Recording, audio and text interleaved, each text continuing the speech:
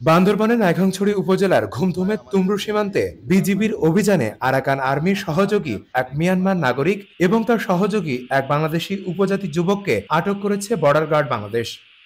17 August রোববার দুপুর 12:30টার দিকে 34 বিজিবির একটি দল বাংলাদেশের প্রায় 300 মিটার ভেতরে পশ্চিমকুল নামক এলাকা থেকে তাদেরকে আটক করেছে।